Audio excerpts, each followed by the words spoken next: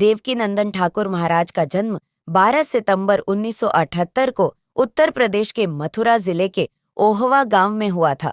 इनका परिवार ब्राह्मण परिवार है तथा इनके माता पिता कृष्ण भक्ति तथा लोक कथाओं का पाठ करते हैं। बचपन से ही घर में बहुत ज्यादा धार्मिक माहौल रहने के कारण उनकी रुचि धार्मिक पार्वती के कार्यों में ही जागृत हुई। उपलब्ध जानकारी के अनुसार इन्होंने अपनी प्रारंभिक शिक्षा अपने गांव से ही पूरी की तथा कृष्ण कथाओं का प्रभाव बहुत ज्यादा होने के कारण इन्होंने 6 वर्ष की उम्र में अपना अच्छा घर छोड़कर वृंदावन में रहने पहुंच गए थे। अपनी पढ़ाई में इन्होंने अंग्रेजी भाषा में ग्रेजुएशन की डिग्री पूरी की है। इसके अतिरिक्त उन्होंने आध्यात्मिक ज्ञान तथा वैदिक ज्ञान को भी प्राप्त किया है। सनातन संस्कृति से जुड़े लगभग सभी प्रकार के धर्म ग्रंथों का इन्होंने बहुत ही बारीकी से अध्ययन किया है तथा इन्हें श्रीमद् भागवत गीता कंठस्थ याद है। इन्होंने अपनी बोलने की कला को बहुत ही अच्छे से विकसित किया है। इन्होंने ब्रिज के प्रसिद्ध रसाली संस्थान में भाग लिया, जहां पर भगवान कृष्ण और भगवान श्री राम के रूपों का प्रदर्शन किया जाता है। श्री धाम वृंदावन में देवकीनंदन महाराज जी को उनके गुरु श्री सद्गुरु अंगद विभूति भागवत आचार्य पुरुषोत्तम शास्त्री से मुलाकात हुई। इन्हीं से उन्होंने कई प्राचीन शास्त्रों की शिक्षा प्राप्त की।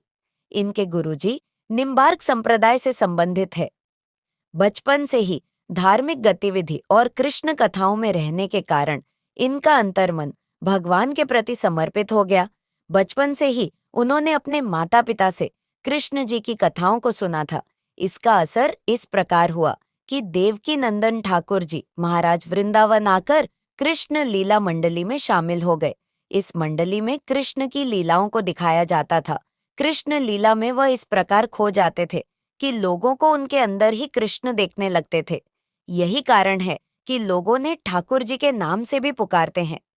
वृंदावन में रहते हुए उन्होंने अपने गुरु जी श्री पुरुषोत्तम शरण शास्त्री महाराज से कई प्राचीन ग्रंथों का अध्ययन प्राप्त किया और फिर उन्होंने कथाओं का वचन का कार्य प्रारंभ किया। इन्होंने अपने बोलने की क्षमताओं को अच्छे से निखारते हुए कृष्ण कथाओं के माध्यम से जनमानस में आपसी प्रेम सद्भाव और साथ में रहने के विचार को फैलाया। समाज की कई बुराइयों को इन्होंने स्पष्ट रूप से दूर करने का बोला।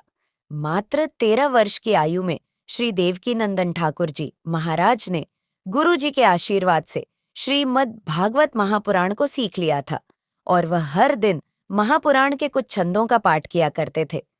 तब तक वह कुछ भी ग्रहण नहीं करते थे। इन्होंने 1977 से प्रेरणादायक कथाओं जैसे श्रीमद् भागवत कथा, राम कथा, शिव पुराण, देवी भागवत, भागवत गीता का कथा वाचन प्रारंभ किया।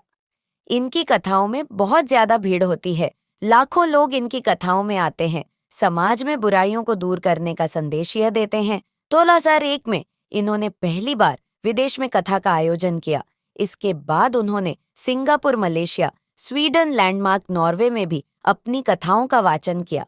उनके द्वारा अब तक देश विदेश में 1000 से अधिक कथाएं करी जा चुकी हैं। इनके द्वारा 2018 में SC/ST एक्ट के खिलाफ भी प्रदर्शन किए गए थे तथा जेल भी गए थे। उनका कहना है कि SC/ST एक्ट के कारण कई भोले भाले लोगों का जीवन खराब किया जा रहा है। देवकीनंदन ठाकुर जी महाराज द्वारा 20 अप्रैल 2006 में विश्व शांति सेवा चैरिटेबल ट्रस्ट विश्वव्यापी शांति की स्थापना करी गई, जिसके माध्यम से इन्होंने अपने देश की विभिन्न जगहों पर कथाओं का आयोजन किया, जहां से उन्होंने शांति यात्राओं का आयोजन भी किया। इस संस्था के बहुत सारे प्रमुख उद्देश्य हैं, जिसमें गौ रक्षा अभियान, गंगा यमुना प्रदूषण मुक्त, पर्यावरण संरक्षण, दहेज प्रथा, छुआछूत और आज के आधुनिक युवाओं को भारतीय संस्कृति के प्रति जागृत करने का उद्देश्य है। इनके द्वारा गौ रक्षा के प्रति जागरूकता को लेकर कई शहरों में रैलियां निकाली गई, जिसमें इन्होंने भागलपुर, मुंबई, कानपुर, नागपुर, वृंदावन, नर्मदापुरम, बिलासपुर जैसे शहरों में विशाल गौ रक्षा रैली का आयोजन किया। उपलब्ध जानकारी के अनुसार उनकी शादी को 15 साल हो चुके हैं। उनकी वाइफ का नाम अंध माता है और उनके पुत्र का नाम देवांश है। उत्तर प्रदेश सरकार द्वारा इन्हें यूपी रत्न सम्मान दिया गया है। इसके अलावा श्री ब्राह्मण महासंघ समाज द्वारा देवकी नंदन ठाकुर जी महाराज को आचार्योंदी के पद से सम्मानित किया गया है।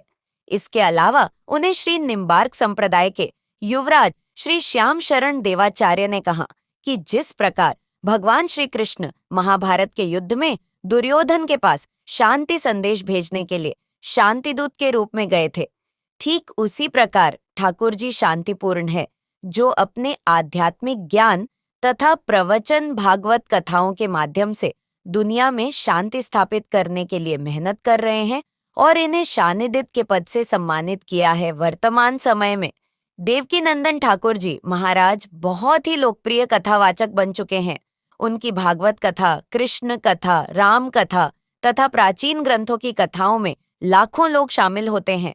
प्रत्येक कार्यक्रम के लिए यह 10 से 12 लाख रुपए से ज्यादा चार्ज करते हैं तथा उनकी कुल संपत्ति 8 से 10 करोड़ रुपए बताई जाती है। यहाँ पर बताई गई संपत्ति इंटरनेट पर उपलब्ध विभिन्न जानकारी के माध्यम से बताई गई है, तो इसकी सटीकता की पुष्टि हम नहीं करते हैं। मथुरा में वृंदावन के कथावाचक देवकी नंदन ठाकुर बम से उड़ाने की धमकी मिली है। धमकी का कॉल देवकी नंदन ठाकुर के पर्सनल नंबर पर आया था। धमकी देने वाले ने उन्हें मुसलमानों के खिलाफ ना बोलने की हिदायत दी है। इससे पहले देवकी नंदन ठाकुर कई बार अपने बयानों को लेकर चर्चा में आ चुके हैं। कई विवाद भी उनके साथ जुड़े हैं। देवकी नंदन ठाकुर राम मंदिर को लेकर दिए गए अपने बयान को लेकर चर्चा में आ चुके हैं। उन्होंने अयोध्या के राम मंदिर को लेकर कहा था कि राम के ही भारत में राम को ही थोड़ी सी जगह देने के लिए हमें भीख मांगनी पड़ रही है। उनके इस बयान पर काफी विवाद हुआ था और कई संगठनों ने उनकी भाषा पर ऐतराज जताया था। कथावाचक देवकी नंदन ठाकुर पर एक महिला ने छेड़खानी का आरोप भी लगाया है। पीड़िता ने आरोप लगाया था कि देर रात कथावाचक देवकी नंदन अपने भाई श्याम सुंदर और दूसरे लोगों के साथ उनके घर में घुस गए और जाति सूचक शब्दों का इस्तेमाल किया, उन्हें गंदी गंदी गालियां दी। महिला का आरोप था कि उनके साथ देवकी नंदन ने छेड़खानी की और मारपीट भी की। इस मामले में देवकी नंदन पर SC/ST एक्ट और भारतीय दंड संहिता की धारा 354, 323 से 504, 506 और 147 के तहत रिपोर्ट दर्ज की गई थी।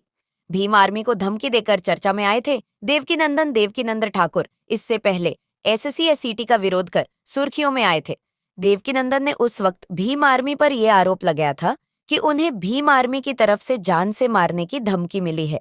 यूपी के मथुरा के ओहावा गांव में पैदा हुए देवकी नंदन ठाकुर महाराज एक हिंदू पुराण कथावाचक, गायक और आध्यात्मिक गुरु हैं। देवकी नंदन अक्सर यूट्यूब और टीवी डिबेट में देखा होगा। साल 1997 से महाराज श्री श्रीमद् भागवत कथा, श्री राम कथा, देवी भागवत, शिव पुराण कथा, भगवत गीता पर प्रवचन देते आ रहे हैं। साल 2015 में इन्हें यूपी रत्न पुरस्कार से सम्मानित भी किया जा चुका है। ठाकुर देवकी नंदन ठाकुर की संस्था विश्व शांति सेवा चैरिटेबल ट्रस्ट के सचिव विजय शर्मा ने थाना जयंत में दिए गए शिकायती पत्र में कहा है कि 18 अप्रैल को दोपहर 12 बजे संस्था के मोबाइल नंबर पर एक अनजान फोन आया। फोन करने वाले ने देवकी नंदन ठाकुर के लिए गाली गलौज की और जान से मारने की धमकी दी। नाम पूछने पर धमकी देने वाले ने अपना नाम दिनेश बताया और दुबई से कॉल करने की बात कही। उन्होंने कहा कि 16 अप्रैल को महाराष्ट्र के वाशिम में देवकी नंदन ठाकुर ने हनुमान जन्मोत्सव पर शोभा यात्रा निकाली थी। विजय शर्मा ने बताया कि पूर्व में भी कई बार देवकी नंदन ठाकुर को जान से मारने की धमकी मिल चुकी है। देवकी नंदन ठाकुर ने इस संबंध में एक ट्वीट भी किया है। इस संबंध में थाना प्रभारी जयंत मनोज कुमार शर्मा ने बताया कि तहरीर मिली है, लेकिन उन्हें जब फोन किया गया तब वह महाराष्ट्र में थे, इसलिए ये अपराध वहां का बनता है। राजस्थान में जारी हिजाब विवाद के बीच आध्यात्म की संत व कथावाचक देवकी नंदन ठाकुर ने बड़ी बात कह दी। समाचार एजेंसी ANI से बातचीत में उन्होंने मदरसों में भगवान राम को पढ़ाए जाने का सुझाव देते हुए औरंगजेब को भूलकर भी न पढ़ाने की बात कही। पूछा कि औरंगजेब ने ऐसा किया क्या है कि उसे पाठ्यक्रम का हिस्सा बनाया जाए। आध्यात्मिक संत देवकी नंदन ठाकुर ने कहा कि बच्चों में अच्छे संस्कार चाहिए, तो औरंगजेब को भूलकर भी स्कूल और मदरसों में नहीं पढ़ाया जाना चाहिए। भगवान राम को पढ़ाएंगे तो बच्चे संस्कारित होंगे और बड़े होकर वह 4 नहीं, एक ही शादी करेंगे। इससे परिवार समृद्ध होगा और समाज में सुसंस्कार आएंगे।